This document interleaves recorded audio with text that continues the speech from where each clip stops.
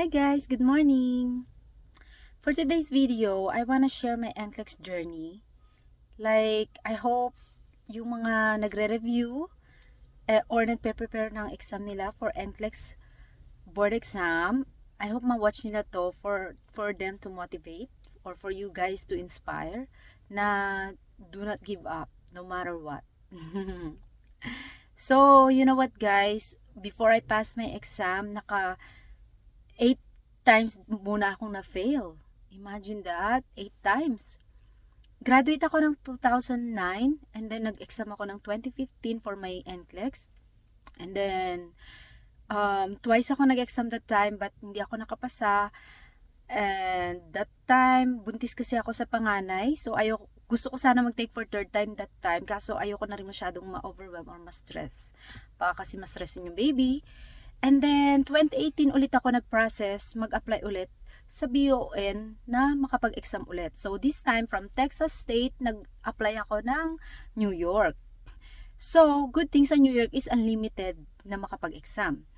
And then, nung okay na lahat, I think after 8 months, kung waiting para ma-approve, and then finally, nakapag-take na ako ulit.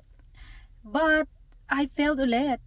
And then, akala ko kasi okay na kasi nag-review naman ako para sa akin ng best ko, ganyan. Nagawa ko yung best ko that time. But, I still failed. Sa first take ko ulit noon, I consider it as my first take kasi dahil matagal naman na yung previous.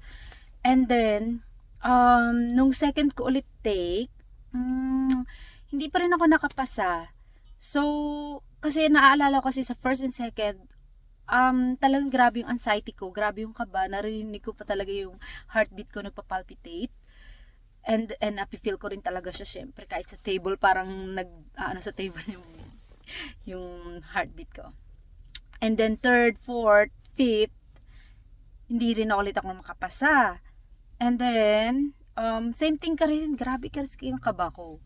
And then sa 6 times nga, hindi rin ako nakapasa. And finally, sa 7th take ko, or ika-9 ko, pag tinotal mo lahat, pag 9 times, so finally, yun nakapasa na ako. Kasi nung pang 9 times ko, tinatry ko yung best ko na wag na masyadong kabahan.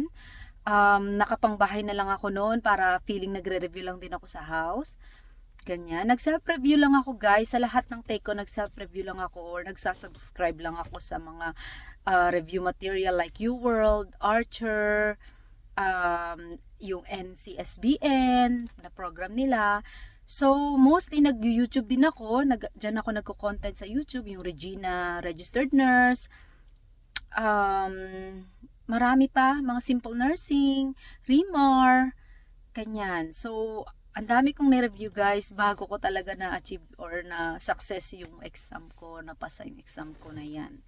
Talagang nag-struggle din talaga muna ako. Madalas lang din ako mag-multitask, tapos I think 50 questions a day lang ako sa cellphone ko lang. Minsan lang ako maka 75, minsan pa nga 20 lang, 30 questions a day kasi kailangan ko rin haluan mag-book ng I think Saunders yon, tsaka yung exam cram na book. For me, nag-work talaga sa akin yung exam cram na book kasi halos lahat ng content na kailangan ko nandun, and also the charity din, yun din yung ni-review ko, at saka Mark Lemick na audio, and marami pa. So, dinami ba naman ng take, diba? You know what, kung ba't di rin na pala ako sumuko? Kasi nakikita ko naman yung mga result ko na lagi ako near passing, meron ding above passing. So, yun yung nagpapaano sa akin na wag akong mag-give up. Talagang madarating din yung time sa akin ni Lord na ibibigay niya rin talaga sa akin yan. So, para sa mga nagre-review dyan, sa mga na-fail na rin, wag po kayong sumuko. Talagang ibibigay yan ni Lord pag right time yan na. As long as nakita niyo yung effort nyo, yung best nyo, continue lang. Talagang ang na-realize ko at napatunayan ko na yung key talaga para makapasa is consistency talaga. Talagang tuloy-tuloy nyo lang yung pagre-review kasi mas stuck talaga yan sa brain nyo at madidevelop palalo yun. So, yun lang po guys. Sana magsilbi itong inspiration para sa inyong lahat na sa lahat wag talagang susuko agad-agad. Kaya pa, laban lang kapag ka naman may opportunity pa, why not, diba? Kaya wag tayong sumuko guys. Ingat po kayo lagi dyan. God bless! Bye!